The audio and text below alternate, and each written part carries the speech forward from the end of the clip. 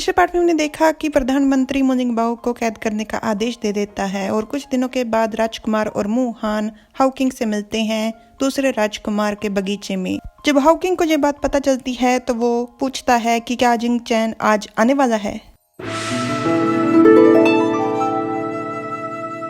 Hello everyone, मैं तुम्हारा हूँ पार्ट 117। हाउकिंग के पूछने पर राजकुमार उत्तर देता है, मेरे भैया यहाँ जल्द ही पहुँच जाएंगे। ये बात सुन अचानक से हाउकिंग खुश हो जाता है। तुम्हारा इनाम कहते हुए शाओजुआन की तरफ एक टुकड़ा फेंकता है जिसे शाओजुआन झट से पकड़ लेता है क्योंकि वो भुक्कड़ है। राजकुमार एक चीनी के कप में शराब डाल मुहान को पकड़ाते हुए कहता है, जॉन किंग तुम इसका इस्तेमाल करो।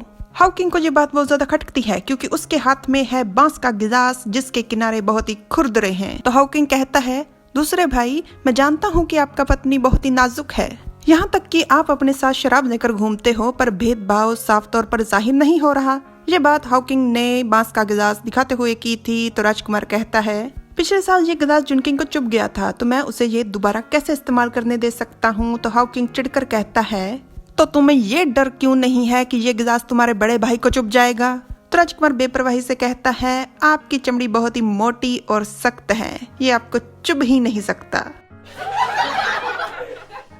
मुहान अपने हाथ में पकड़े हुए कप की तरफ देखता है। उसे थोड़ी खुशी और शर्म एक साथ महसूस होती है। इतने में शाओजुआन के कान खड़े हो जाते हैं और वो किसी सख्त पहरेदार की तरह तैनात हो जाता है अपनी जगह पर। तीनों का ध्यान शाओजुआन की तरफ था और राजकुमार कहता है, कोई आ रहा है। उन्हें बातें सुनाई देती हैं। दूसरे भैया, फूल देखिए कितने सुंदर खिले हैं और अभी हम आड़ू भी नहीं खा सकते। क्या आप सच में यहाँ बैठकर शराब पीना चाहते हैं? ये आवाज थी चौथे राजकुमार जिंगजू की। दूसरा राजकुमार कहता है, तुम्हारा जब भी मन करे तुम यहाँ आ सकते हो। मुहान कहता है, ये तो चौथा राजकुमार है। राजकुमार हाउकिंग से कहता है, भाई आप चुप जाइए, हम इसे संभाल लेंगे। राजकुमार एक टुकड़ा उठा फेंकते हुए शाओजुआन को उसके पीछे जाने के लिए कहता है और भुक्कड़ शाओजुआन दौड़ पड़ता है। चौथा राजकुमार कुछ कह रहा था, उसकी बात रुक जाती है जब टुकड़ा आकर उसके सीधा मुंह पर लगता है। चौथा राजकुमार नीचे गिर जाता है। इससे पहले कि वो खुद को संभाल पाता, शाओजुआन भूखी बिजली की तरह उस पर टूट पड़ता है घुर्राते हुए। चौथा राजकुमार शाओजुआन को देख तलवार निकालने ही वाला होता है कि दूसरा राजकुमार उसे रोक देता है। शाओजुआन को टुकड़ा मिल जाता है, नहीं भुक्कड़ शाओजुआन को टुकड़ा मिल जाता है और वो खुशी खुशी मन में कहता है, मुर्गा। राजकुमार और मुहान आ जाते हैं और राजकुमार कहता है, मुझे माफ कर दीजिए भाई, ये मुर्गे का टुकड़ा मैंने ही फेंका था। वैसे आप भी आने वाले हैं ये आपने बताया नहीं था। मुहान कहता है, ये छोटा बाघ बहुत ही शैतान हो गया है, ये चौथे राजकुमार में जाकर टकरा गया, इसके लिए इसे माफ कर दीजिए। शाओजुआन इस गुप्त मिशन को सफलतापूर्ण पूरा कर अपने इलाके में वापस लौट जाता है। राजकुमार चौथे राजकुमार के पास जा हंसते हुए कहता है, भाई आपके शरीर पर तो निशान पड़ गए हैं, पूरे शरीर पर ही नील पड़ गए हैं, आइए मैं आपके उठने में मदद करता हूँ। और चौथा राजकुमार चिढ़कर उसे रोकते हुए कहता है, कोई जरूरत नहीं। और मन में कहता है, जिंग चैन राय दरबार के बाद सीधा यहाँ पर आ रहा था तो मुझे लगा था कि वो यहाँ छुपकर गुप्त तरीके से किसी अधिकारी से मुलाकात करने वाला है, पर वो तो यहाँ चेंग वांग के साथ पीने आया है।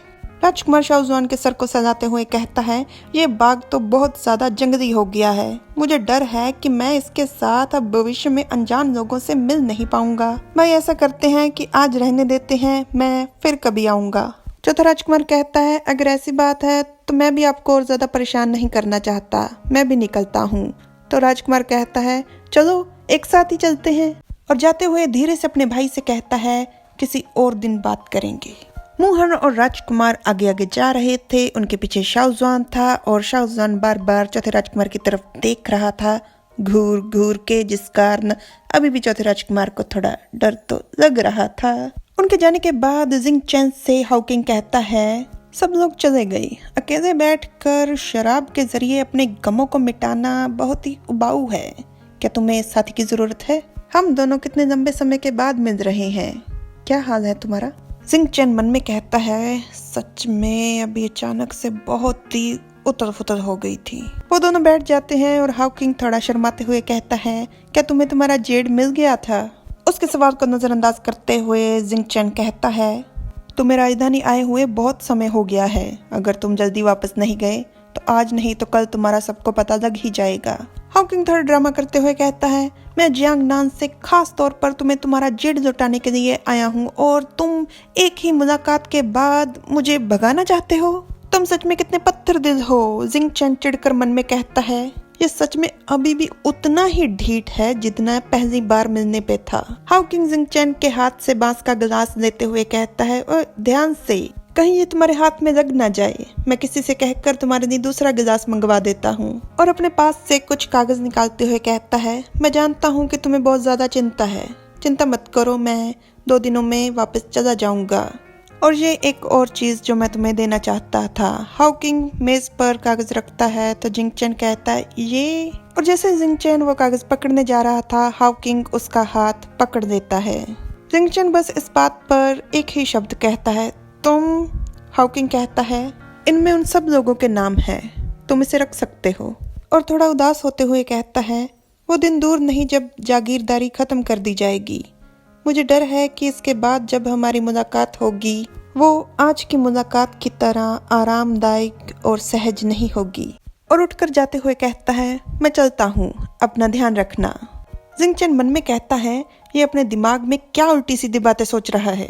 चौथा राजकुमार अपने महल के दफ्तर के मेज पे गुस्से से किताब पटक कर कुर्सी पर बैठ अपना सर पकड़ते हुए गुस्से से कहता है, वो जंगली बाघ। मुझे लगता है कि जिंग शाओ ने जानबूझकर कल मुझ पर वो टुकड़ा फेंका था, मुझे शर्मिंदा करने के लिए। दरवाजे पर दस्तक होती है और सेवक कहता है, राजकुमार आपसे मिलने रीति रिवाज मंत्रालय के जाओ जुलिन आए हैं। चौथा राजकुमार उसे अंदर बुलाता है और वो मंत्री अंदर आकर प्रणाम करते हुए कहता है, राजकुमार, मुझे आपको एक बहुत ही खास जानकारी देनी है। मैंने कल हुआलिन के राजा को रुई वांग के आड़ू के बगीचे में जाते हुए देखा था।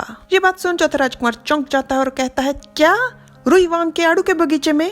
Like, subscribe, comment. Thanks for watching.